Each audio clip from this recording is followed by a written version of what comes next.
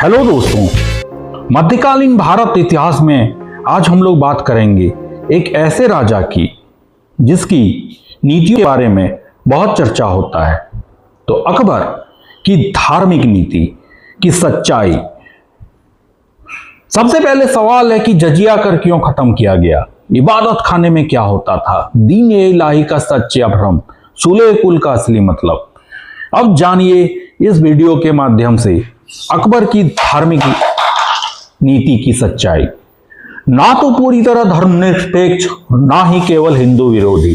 शुरुआत में अकबर की नीति की बात करें तो शुरुआती वर्षों में मुगल दरबार में इस्लामी रूढ़िवादिता का प्रभाव था, लेकिन समय के साथ अकबर ने धार्मिक मामलों में अपना दृष्टिकोण बदला। दूसरा, जजिया और तीर्थकर। 1563 में हुआ यूं कि हिंदू तीर्थयात्रियों पर लगने वाला तीर्थकर समाप्त कर दिया गया। 1564 में जजिया कर समाप्त कर दिया गया। राजपूतों के सहित धार्मिक समुदायों को प्रशासन और सेना में महत्वपूर्ण स्थान दिया गया।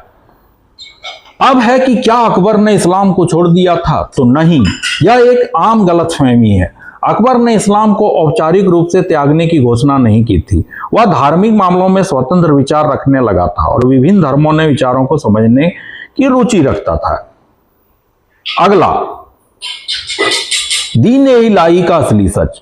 अकबर ने जैसा कि दीन ए इलाही धर्म की शुरुआत की 1582 में आसपास अकबर ने जिस विचार आध्यात्मिक समूह की शुरुआत की उसमें इतिहास में दीन ए इलाही कहा जाता है।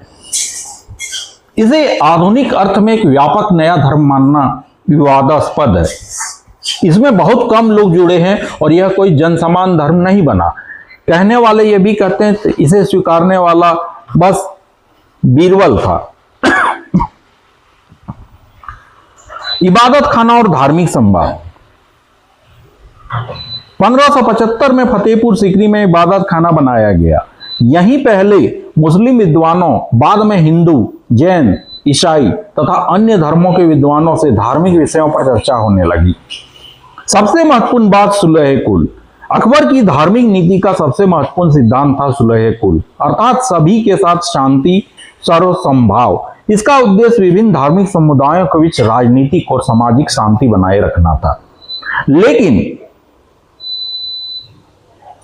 निष्कर्ष ये निकलता है कि अकबर की धार्मिक नीति धीरे धीरे कट्टर सूत्री दरबारी प्रभाव से व्यापक सहिष्णुता और राजनीतिक समावेशन की ओर गई, लेकिन इसे आधुनिक अर्थों में पूरी तरह धर्मनिरपेक्ष शासक कहना भी ऐतिहासिक रूप से सही नहीं होगा। Thank you for watching.